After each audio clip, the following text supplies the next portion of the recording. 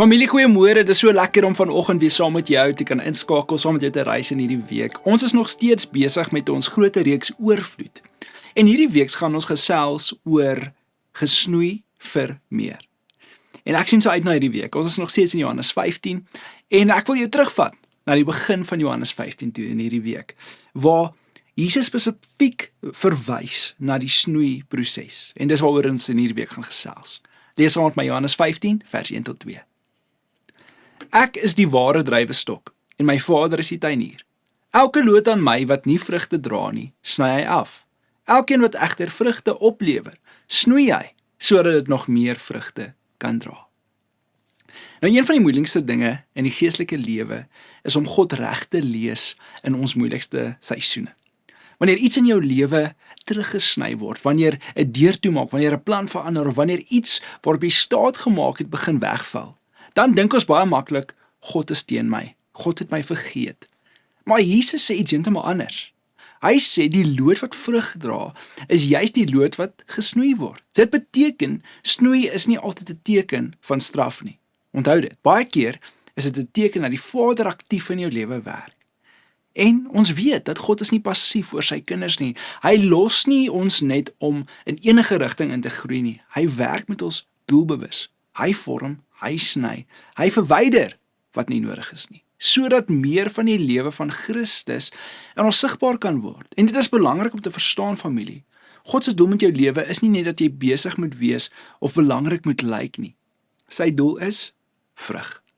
En geestelike vrug is meer as net 'n uiterlike sukses. Dit is wanneer Christus se karakter in jou lewe sigbaar word. Meer liefde, meer gehoorsaamheid, meer nederigheid, meer heiligheid, meer vertroue in God. Nou, daar's 'n verskil tussen iets wat groei en iets wat vrug dra. 'n Lewe kan vol aktiwiteit wees, maar steeds min geestelike vrug wys.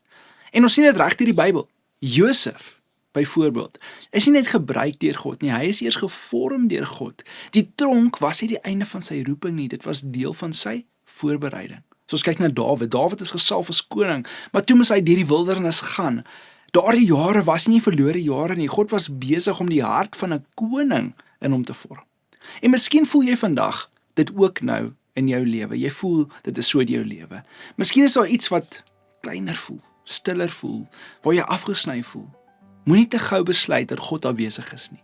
Dit mag wees dat die Vader juis nou naby jou is, besig om jou met wysheid te seën in jou lewe te werk. Hy snoei nie jou om jou te breek nie. Hy snoei jou om jou voor te berei vir meer vrug. So familie, ek wil vandag vir jou sê, die Vader snoei nie as bewys van verwerping nie, maar as 'n teken dat hy besig is om meer van Jesus in jou lewe te vorm.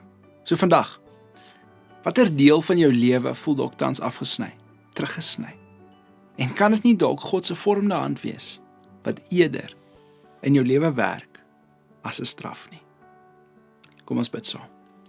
Here, dankie vir vanoggend. Ek is so opgewonde vir hierdie week, waar ons juist gaan praat oor die snoeiproses, hoe dit lyk, wat gebeur, Here, en ek bid, dat soos wat ons in hierdie week reis, dat U met ons harte sal kom werk, met ons sal kom praat deur die Heilige Gees, en vir ons sal wys wat moet verander, in Jesus naam.